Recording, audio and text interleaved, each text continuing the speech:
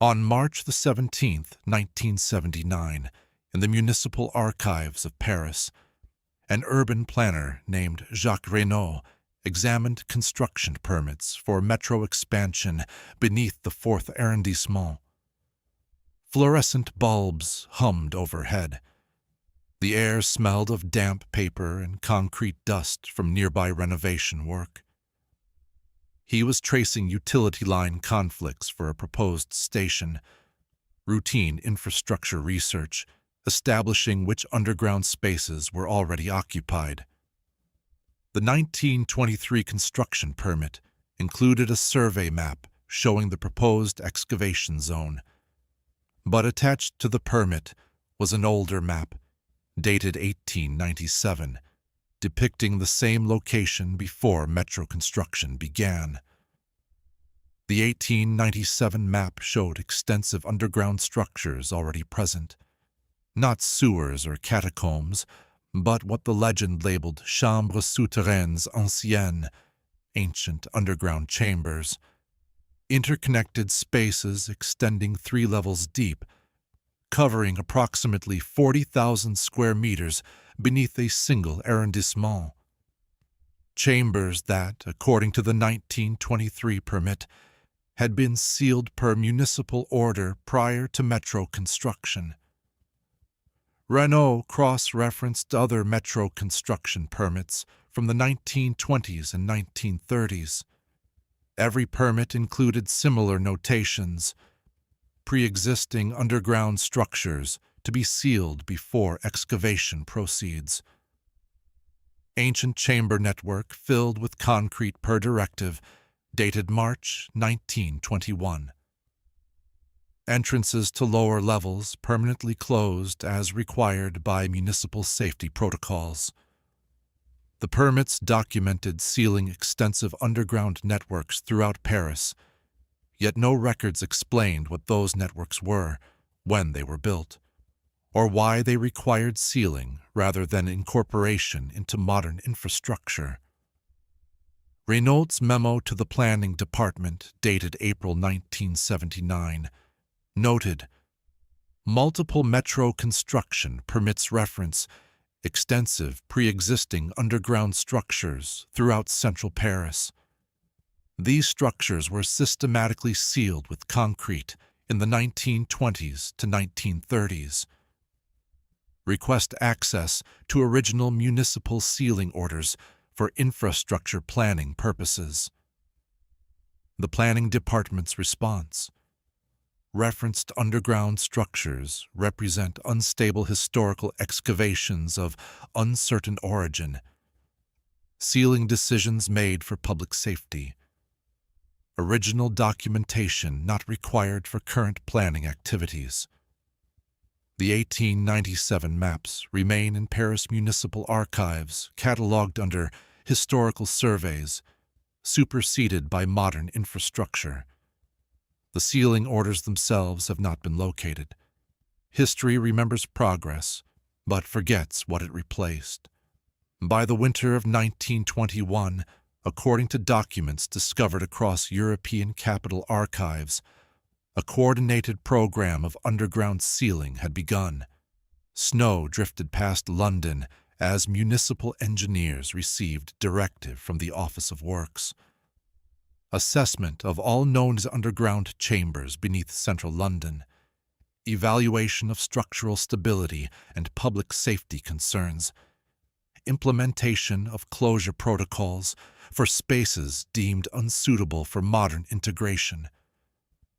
The directive, found in 2003, was distributed to engineers in Paris, Berlin, Vienna, Prague, and Brussels simultaneously, suggesting coordinated policy rather than independent municipal decisions. On a cold morning in February 1922, a London engineer's letter described the sealing process. Frost-coated Thames riverbanks. The letter, held at the National Archives, stated, "We've identified extensive chamber networks beneath Southwark extending 3 to 4 levels below current street level. The chambers connect via passages measuring approximately 2.5 meters in height, constructed of cut stone with vaulted ceilings. Age uncertain. Stone cutting techniques suggest pre-industrial construction. Per directive, we seal all entrances using concrete fill. Access stairs are blocked. Connecting passages are filled. The chambers themselves are left intact, but isolated. Left intact, but isolated. The underground networks weren't demolished. They were made inaccessible, preserved, but denied entry. Shadows lengthened across Vienna in March 1923 as engineers documented chambers beneath the inner estate. A survey report described underground structure extends beneath approximately 30 hectares. Multiple entry points identified from basements of buildings scheduled for modernization. Chambers vary in size, smallest approximately 4 by 4 meters, largest exceeding 20 by 15 meters. Construction quality excellent. Stone walls, carved drainage channels, ventilation shafts extending to surface. Function unknown. Per municipal order, all identified entrances to be sealed with reinforced concrete. Minimum thickness 80 centimeters. 80 centimeters of reinforced concrete. Thick enough to be permanent, substantial enough to discourage future excavation, solid enough to ensure the underground networks would remain sealed indefinitely. Heat shimmered above Berlin in the summer of 1924, when workers sealing underground chambers discovered something unexpected. Coal smoke drifted through the city as crews filled entrance passages beneath Mitte. A foreman's report noted, upon entering chamber network for final survey before concrete sealing, we discover carved stone markers on walls. The symbols are unfamiliar. Geometric patterns, concentric circles, what appear to be measurement notations. We photograph the markers per instruction. The photographs are submitted to municipal authorities for evaluation. The photographs were never returned to the construction office. The evaluation report, if it exists, has not been found in Berlin municipal archives. The chambers were sealed 3 days after the marker discovery.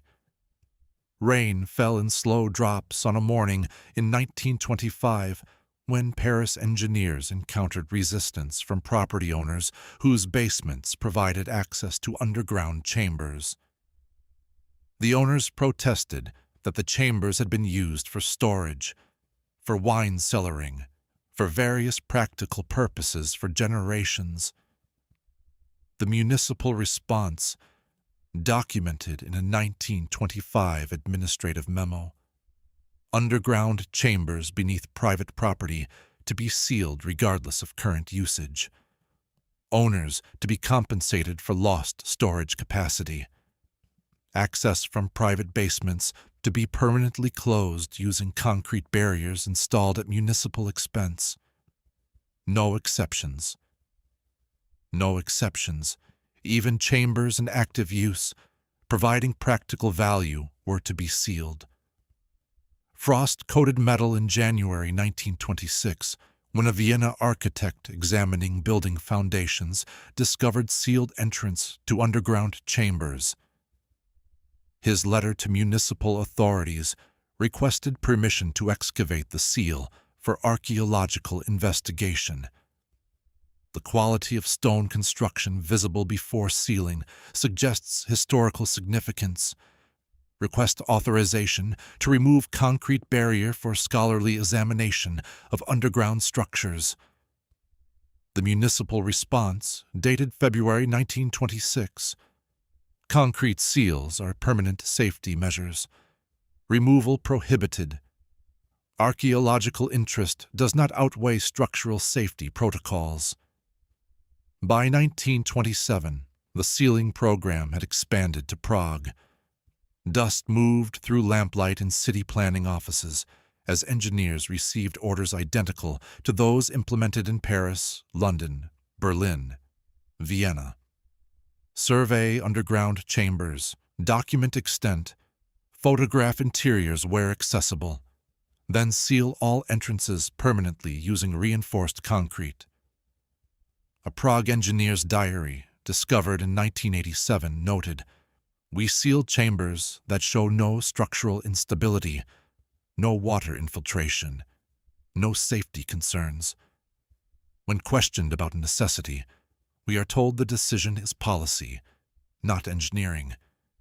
The chambers must be sealed whether they pose risk or not."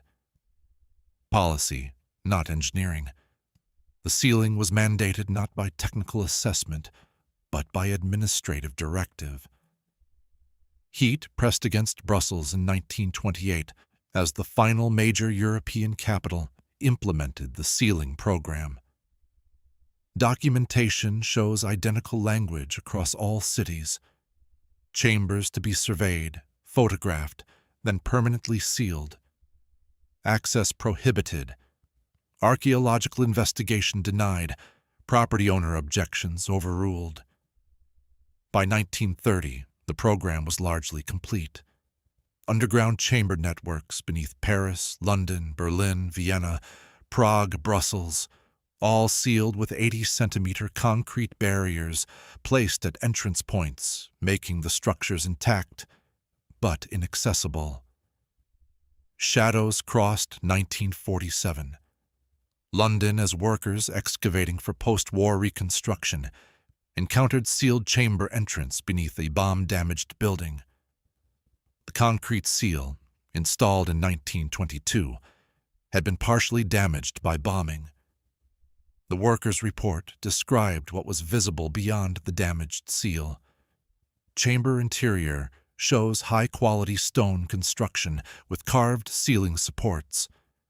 The space extends beyond lamplight range. Air smells dry, not damp as expected for sealed underground space. We request instruction regarding exploration of newly accessible chamber network. The instruction came quickly. Repair concrete seal immediately. Do not enter chamber space. Exploration not authorized. The seal was repaired within 48 hours. No archaeological team was contacted. By 1963, knowledge of the underground sealing program had fragmented. A historian researching 1920s Paris infrastructure found references to underground structure sealing in metro construction permits, but could find no comprehensive documentation of what was sealed, why, or by whose authority.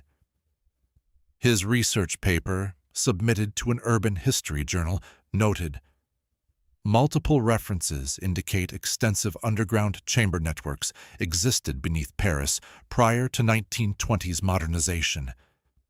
These networks were systematically sealed. Original survey documentation and sealing orders have not been located in municipal archives." The paper was rejected. The rejection stated, claims of extensive underground networks lack sufficient primary source documentation. References to chamber sealing likely describe routine filling of wine cellars and storage spaces during construction projects. In the margin of the rejection letter, someone had written, "or something no one once acknowledged." Rain fell through modern Paris in 1989 when construction workers accidentally breached a sealed chamber during deep foundation works for a new building. The breach was small, approximately 40 centimeters in diameter, but workers reported seeing beyond the concrete barrier. Their description: chamber of dressed stone, approximately 5 meters tall, extending beyond our lighting capacity. The walls show tool marks from precise stone cutting. The chamber appears to connect to passages leading in multiple directions. Airflow from breach suggests extensive ventilation system still functional after 70 years of sealing. Municipal engineers arrived within hours. The breach was sealed that same day. Workers were instructed that the incident was not to be discussed, citing safety protocols regarding unstable underground structures. The foundation plans were modified to avoid further contact with the sealed network. Frost-coated windows in 2005, when a Berlin engineering firm conducting ground-penetrating radar survey for subway expansion detected extensive underground structures beneath Mitte, structures showing no correspondence to known sewers, U-Bahn tunnels, or utility infrastructure.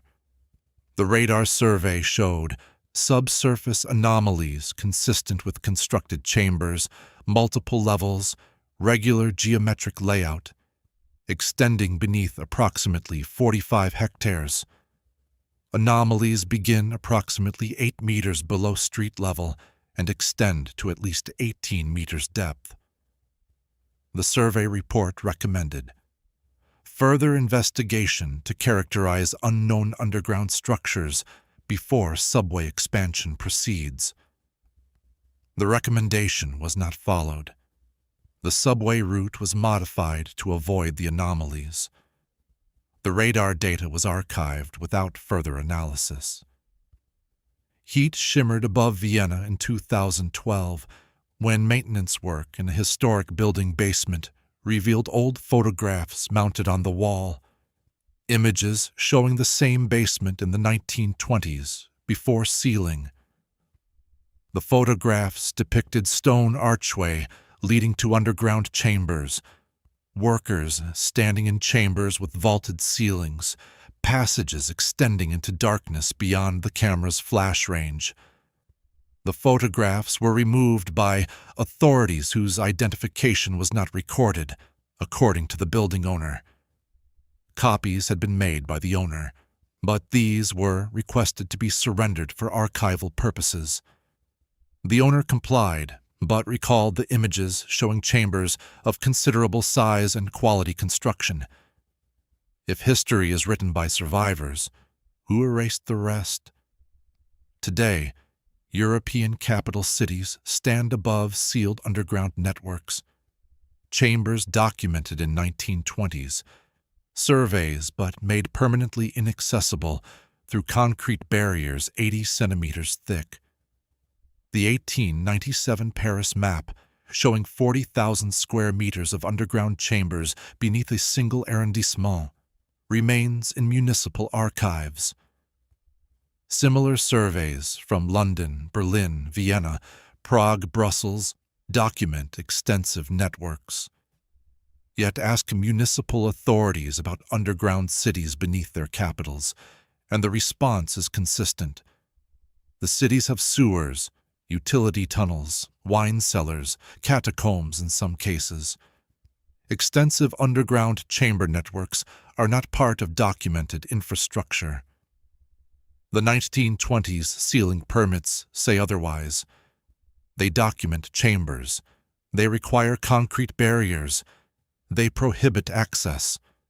Almost none know that 1921 to 1930 saw coordinated underground sealing across European capitals. Almost none know survey maps document extensive chamber networks beneath city centers.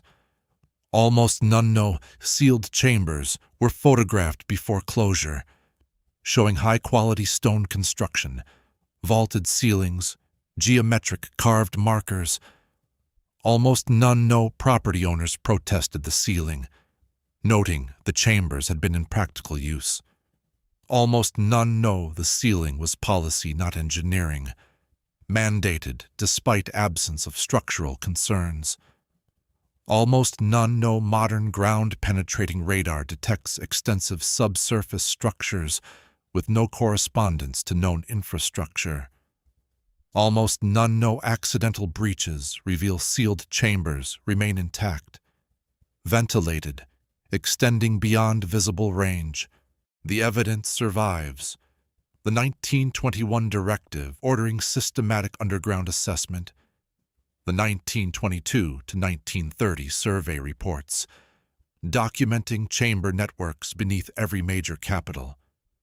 The sealing permits requiring 80-centimeter concrete barriers, the foreman's report discovering geometric markers, the 1925 memo mandating sealing despite active use, the 1947 bombing revealing intact sealed chamber, the 1989 accidental breach showing functional ventilation after 70 years, the 2005 ground-penetrating radar detecting extensive anomalies, the 2012 photographs showing pre-sealing chamber access.